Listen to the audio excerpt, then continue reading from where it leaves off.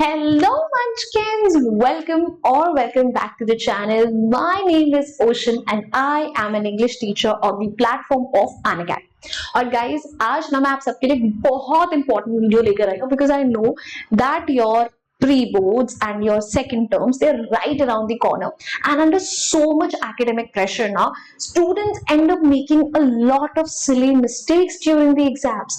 So मैं आज आपके सामने वही कुछ last minute mistakes की list लेकर आई हूँ that most of the students do make and you should never ever make them in your exams if you don't want to lose your marks. और ये कुछ ऐसी mistakes हैं, ठीक है, कुछ ऐसी warnings हैं जो अगर आपने आज ले लेना, ट्रस्ट मी व्हेन आई से, ये आपको बहुत बड़े नुकसान से बचा सकती है. सो प्लीज इस वीडियो को ध्यान से एंड तक जरूर देखना. And first of all go ahead, hit the like button, ठीक है, and please make sure to subscribe to the channel as well because you know that your exams are right around the corner. और ऐसे में आपको ऐसी amazing videos की जरूरत पड़ती रहने वाली है. तो without any further ado guys, let's get started and let's take the mistake number 1, trying to cover the entire syllabus. Like I am pretty sure कितने सारे बच्चे होते हैं जो एग्जाम से एक दिन पहले ये कोशिश करते हैं कि हमें तो 100% सिलेबस कवर कर लेना है और उस 100% सिलेबस को हम इतने अच्छे से करेंगे, देखना वहां से कुछ भी क्वेश्चन आए हम लोग आंसर कर देंगे. और ये उन बच्चों का ओवर कॉन्फिडेंस है जिन्होंने साल भर में किताब को एक दो बार उठाया तक नहीं और वो भूल पड़ी हुई किताबों पे. So if you are actually not prepared the entire syllabus well in advance, beta, it is not humanly possible for you to cover that entire syllabus within a day. And even if let's say आपने वो सारा syllabus अच्छे से cover कर रखा है, still कुछ ऐसी चीजें होंगी जिन पे आपका हाथ स्ट्रॉन्ग होगा, कुछ ऐसी चीजें होंगी, ठीक है, जिनमें आपको दिक्कत आती होगी. तो एक्चुअली एक दिन में सब कुछ नहीं हो पाता. So always try to focus on those topics जिनका वेटेज ज्यादा होता है, जिनमें आप अच्छे हो, ठीक है, एंड देन उन टॉपिक्स पे जाना चाहिए जो आपने पढ़े हुए हैं, ठीक है, बट आपको डिफिकल्ट लगते हैं या जिन टॉपिक्स का weightage as per your exam कम है. एंड उन टॉपिक्स की तरफ तो निगाह मारो ही मत जो आपने कभी पढ़े ही नहीं, जो न्यू टॉपिक्स थे, बिकॉज ठीक है वो टॉपिक्स जो हैं वो आपको और रादर कंफ्यूज कर देते हैं, ठीक है, when you try to attempt them आपको नहीं समझ में आते हैं. So they may actually make you take a dip in your confidence and उसकी वजह से नेक्स्ट डे आप बहुत ज्यादा लो फील करते हो एग्जाम लिखते हुए. सो रादर किन टॉपिक्स पे फोकस करना है, द वंस, ठीक है, जो आपको अच्छे से आते हैं, जिनका वेटेज भी अच्छा है, ठीक है, या फिर जो कि डिफिकल्ट है बट उनका वेटेज अच्छा है और आपको थोड़े बहुत पता है उनके बारे में. So these are the topics that you really have to focus on. Because देखो, अगर आपने 70% सिलेबस भी अच्छे से कर लिया और उसमें से जो आया आपने अच्छे से करा ना, तो बेटा you are doing really well, ठीक है. ये आपके फाइनल्स नहीं है, ठीक है, आपको फाइनल्स के लिए, बोर्ड्स के लिए, उनके लिए अच्छे से प्रिपेयर करना है. You just right now have to make sure कि आपके कॉन्सेप्ट्स क्लियर हो, जो आपको डाउट्स आ रहे हैं आप उनको कहीं ना कहीं नोट डाउन करके रखो ताकि आप वो टीचर से before your real match play clear कर सको. वो चीज करनी जरूरी है. Next mistake, practicing only back exercise questions. कितने सारे बच्चे, I really mean so many students, they end up making this mistakes कि they either rely on just back exercise questions or they try to attempt so many questions जिसमें से उन्हें पता ही नहीं है कि questions जो हमें basically एग्जाम में पेपर आएगा वो कहाँ से आएगा. देखो प्लीज, आपको सारे के सारे बैक एक्सरसाइज क्वेश्चंस नहीं करने हैं.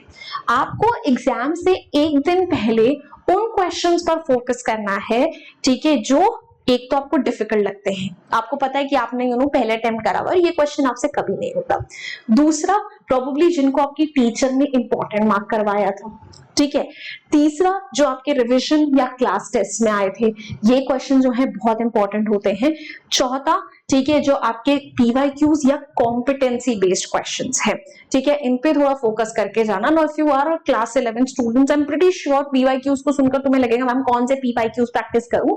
सो reach out to your seniors, ask them, ठीक है, इसी टीचर से आपने भी पढ़ा था, what are those specific questions जो प्रोबेबली आप आपके टाइम पर जरूर आए थे इस टॉपिक से, ठीक है। या अगर तुम होशियार हो तो तुमने स्टार्टिंग में ही ओशन मैम की वीडियो देखी होगी और तुमने उसी टाइम पर अपने सीनियर्स के क्वेश्चन पेपर्स रख लिए होंगे, ठीक है।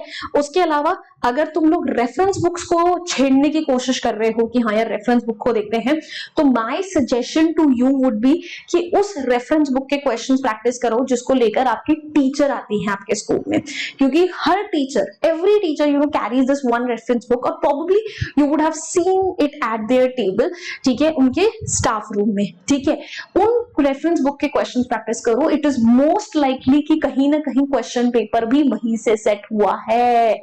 So your sample papers, PYQs, the specific, ये वाली रेफरेंस बुक, ये नहीं दुनिया जहान की हर रेफरेंस बुक को प्रैक्टिस कर लिया, या वो क्वेश्चंस फोकस करो जो कि आपको डिफिकल्ट लगते हैं या जो टीचर ने इंपॉर्टेंट मार्क कराए हैं, क्वेश्चन वहां से आएगा, ठीक है। सारी एनसीईआरटी की इंटेक्स क्वेश्चन, बैक एक्सरसाइजेस वहां से नहीं आएगा, उसमें आप अपना टाइम वेस्ट ही कर रहे हो। So don't do that. Now तीसरी mistake, reading NCERT line by line for revision.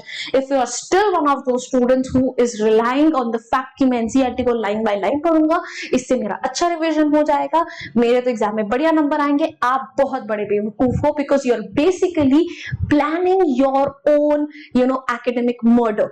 Why? Because जो आपका एग्जाम से पहले एक दिन होता है उसके अंदर इतना सब कुछ कवर करना है, and it is literally not possible for you to go through every chapter line by line. Then ma'am revision करे तो करे कैसे? Rely on your notes. And अगर तुम इतने बुड़बक बच्चे हो कि जिसने पूरे साल भर अपने नोट्स नहीं पढ़ाए, तो प्लीज आज के आज जाओ और अनअकैडमी का एप्लीकेशन डाउनलोड करो। वहां पर, ठीक है, बहुत सारी ऐसी क्लासेस हैं जो फ्री होती हैं, कोई भी टॉपिक सर्च करो, उससे रिलेटेड आपको एजुकेटर्स की, क्वालिफाइड एजुकेटर्स की बहुत सारी फ्री क्लासेस दिख जाएंगी, वहां से आप फ्री में नोट्स डाउनलोड कर सकते हो। And if you are a smart student already, तो आपके पास अनअकैडमी का सब्सक्रिप्शन होगा, तो आप अपनी रिकॉर्डेड क्लासेस देख सकते हो। अगर आपको वो टॉपिक्स और अच्छे से समझने हैं या सिर्फ रिवाइज करने हैं, तो आप उस टीचर के हैंड रिटन नोट्स को डाउनलोड करके वहां से पढ़ सकते हो। या फिर, ठीक है, आपको बेसिकली जो है शॉर्ट में उस टॉपिक को अच्छे से समझना है, because you forgotten them, go for one shots. Unacademy के टीचर्स जो हैं आपके लिए वन शॉट्स डालते रहते हैं। इंग्लिश के लिए भी मैंने काफी सारे वन शॉट्स ऑलरेडी इस चैनल पे डाले हुए हैं। All you need to do is like search the topic. 15 से 20 मिनट की वीडियोस है वो मैक्सिमम। उन 15 से 20 मिनट की वीडियोस में भी अगर आप स्टार्टिंग वाला पार्ट, एंडिंग वाला पार्ट हटा दोगे, तो हार्डली 10-12 मिनट की रह जाएंगी। तुम्हारे लिए बहुत ज्यादा टाइम सेविंग टेक्निक्स है।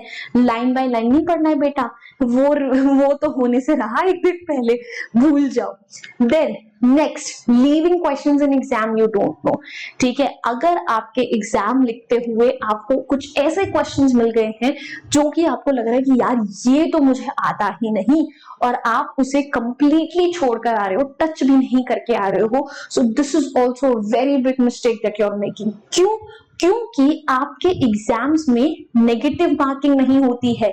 अगर आपने उसका आंसर गलत भी लिखा तो टीचर आपके नंबर एक्स्ट्रा थोड़ी काट लेगी। अगर आप वो छोड़कर आ रहे हो तो उसमें तो नंबर कटने ही हैं। देखो, अगर if it's an MCQ question तो थोड़ा सा लॉजिकल चीज अप्लाई करते हैं, ठीक है, for every kind of question. Let's say it is an MCQ based question. If it is an MCQ based question, तो आप एलिमिनेशन मेथड यूज करो, वो ऑप्शंस एलिमिनेट करो जो आपको पता है ये तो इसका आंसर हो ही नहीं सकते। एंड देन, ठीक है, आप अगर तुक्का भी लगाते हो तो your probability to choose the right answer is basically 50% or like 33.33%, right? Good enough, ठीक है। और उसमें से भी तुक्का उस वाले पॉइंट पर लगाओ, उस वाले ऑप्शन पे लगाओ which is most relatable to the question, या फिर जो आपको याद है कि बुक में उसी कॉन्टेक्स्ट में कहीं ना कहीं मेंशन था, उससे रिलेटेड कोई keyword. If it is basically let's say short question answer और लॉन्ग वन, ठीक है, तो उस टॉपिक से रिलेटेड तुम्हें जो भी चीजें आती हैं सब मेंशन करके आ जाओ, जो भी आता है। अगर उसमें से एक आधा पॉइंट भी तुम्हारे काम का आ गया तो तुम्हें एक नंबर तो मिल ही जाएगा ना। If it is like a numerical based question और मैथ वाला क्वेश्चन, तो at least write the formula, at least write the values and everything, step marking मिल जाएगी कहीं ना कहीं उसकी बुद्धूरा। तो इन चीजों को प्लीज, ठीक है, ध्यान में रखो। किसी क्वेश्चन को कंप्लीटली ब्लैंक नहीं छोड़कर आना है जस्ट बिकॉज तुम्हें वो क्वेश्चन आता ही नहीं है। Don't make that mistake. Next, attempting difficult questions first. जब तुम एग्जाम मतलब अपना आंसर लिखना स्टार्ट करते हो आंसर शीट्स में, don't go for those sections और don't go for those questions जो कि तुम्हें डिफिकल्ट लगते हैं, बिकॉज स्टूडेंट्स को ये लगता है कि डिफिकल्ट क्वेश्चंस पहले अटेम्प्ट कर लेता हूँ, जो आसान लगते हैं वो तो एंड में मैं कर ही लूंगा ना। नहीं, ये सबसे बड़ी गलती है। क्यों? क्योंकि let's say you started with difficult questions, ठीक है, और उसमें सोचने में भी आपको टाइम लगेगा because those are difficult questions.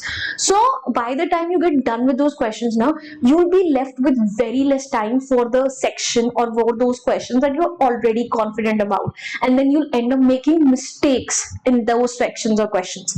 However, on the other hand, अगर आपने डिफिकल्ट क्वेश्चंस के साथ स्टार्ट करा एंड खुदा ना खास्ता आपको वो क्वेश्चंस आए ही नहीं, तो आपका कॉन्फिडेंस तो वहीं डिप हो गया ना। फिर जो क्वेश्चंस आते हैं ना, उनको भी जब अटेम्प्ट करने जाओगे ना, तो ऐसा लगेगा यार मुझे तो कुछ आता ही नहीं है। सो प्लीज थोड़ा सा अपने ब्रेन के साथ साइकोलॉजिकली खेलो। Always start with the questions, the sections that you are most confident about, जो आपको पता है आपको अच्छे से आते हैं, because once you get done with those questions, पहली चीज आपका कॉन्फिडेंस बूस्ट होगा। यू विल फील लाइक कि हाँ मैंने इतना कर लिया ना, मैं बाकी भी कर लूंगा। सेकेंड ऑफ ऑल, ठीक है, you are at least sorted for those parts of your question paper जो आपको अच्छे से आते हैं। एटलीस्ट उतने मार्क्स तो सिक्योर कर लिए ना। अब जो बचे हुए क्वेश्चंस है उनमें चाहे सारा का सारा टाइम निकल जाए, की फर्क पैंदा है, हमें जितना आता था अच्छे से हमने वो तो अच्छे से ऑलरेडी कर लिया। Next one, going beyond word limit. ये मैं स्पेशली उन सब्जेक्ट्स के लिए बोल रही हूँ जो कि आपके थियोरेटिकल हैं, हिस्ट्री, ज्योग्राफी, इंग्लिश। बेटा प्लीज टीचर्स के इस प्रोपेगेंडा में मत फंसो जो तुम्हें बोलती है कि अगर तुमने 200 वर्ड्स के 250 वर्ड्स की महाभारत नहीं लिखी तब तो तुम्हें मार्क भी लेंगे ही नहीं। प्लीज ऐसा कुछ भी नहीं होता है। CBSE has laid those guidelines for a specific reasons। Class 11th and 12th में इंग्लिश का पेपर बहुत लेंदी आता है। अगर आप उसमें और लेंदी आंसर्स लिखने जाओगे तो तुम्हारा पेपर कभी टाइम पर कंप्लीट नहीं हो पाएगा। So instead stick to the point, highlight the keywords and word limit के अंदर चीजें लिखो। अगर वर्ड लिमिट के अंदर सही आंसर लिखोगे ना, you are more likely to score better marks than if you write 200-250 words lengthy answers जिसमें एक्चुअली कुछ काम की बात है ही नहीं। और प्लस अगर तुम्हारे लेंदी आंसर्स है, examiner would have to work more to look for the keywords जिसके बेसिस पे वो तुम्हें आंसर दे सके। So don't do that, don't make your examiner's job tougher than it already is. Next, helping your friends or relying on their help to pass an exams. Please बेटा exam जब examination hall में हो अपनी answer sheet के सामने, ठीक है, please ये गलती मत करना जहां तुम ये सोच रहे हो कि चलो यार अपने दोस्त को ये आंसर दिखा देता हूँ वो दिखा देता हूँ। ठीक है, तुम्हें नहीं पता कि तुम्हारे टीचर जो एग्जामिनर जो है कौन से मूड में है। ठीक है, so many times students and up Fehling in those specific subjects क्योंकि वो चीट कर रहे थे या चीट करवा रहे थे, या ये सोचकर जा रहे हो कि यार ये मेरा दोस्त जो है ये टॉपिक पढ़ के आ जाएगा, मुझे ये टॉपिक नहीं आता और ये मुझे बता देगा इससे रिलेटेड क्वेश्चन। यार देखो कोई गारंटी नहीं होती कौन सा एग्जामिनर आ जाए क्या आ जाए, मत पढ़ो इन चक्करों में। Always rely on your help. ठीक है, अपनी सेल्फ हेल्प पे रिलाई करो rather than relying on other people, right? Because ये तुम्हारा एग्जाम है। ठीक है, अगर आज तुमने अपने दोस्त से मदद लेकर अच्छे नंबर ले भी आए या तुम्हारा दोस्त तुम्हारी मदद लेकर अच्छे नंबर ले भी आता है, तो इवेंचुअली यार तुम कब तक उसकी हेल्प कर पाओगे? उसे कुछ समझ तो आया नहीं ना। ठीक है, कॉन्सेप्ट तो उसका गया बाहर में। Instead help your friends in the real way जहां पे तुम वो टॉपिक एक्सप्लेन कर रहे हो, ठीक है, एग्जाम से पहले। So that's the right way to help your friends or take help from them, not actually sitting in the exams. Okay, so yeah, that's all. These were all the tips that I had in store for you. Now guys, if you want more such amazing sessions for free of cost, जैसे YouTube पे हैं, तो जाके फटाफट application download कर लो। वहां पे मैं आपको सारी PDF फ्री ऑफ कॉस्ट दे देती हूँ। वहां पे आप पोल्स पे पार्टिसिपेट कर सकते हो, डाउट्स क्लियर कर सकते हो। There is a lot going on, so go ahead, do it right away. And guys, अगर तुम्हें वीडियो अच्छी लगी है तो इंतजार किस बात का है, जल्दी से hit the like button, share it with those of your friends जो एग्जाम में बहुत गलतियां करते हैं, and do not forget to subscribe to our channel for more such videos. I will see you next time, until then bye bye, हासिल अविश्ता, फिर मिलेंगे पढ़ते पढ़ते। Bye guys.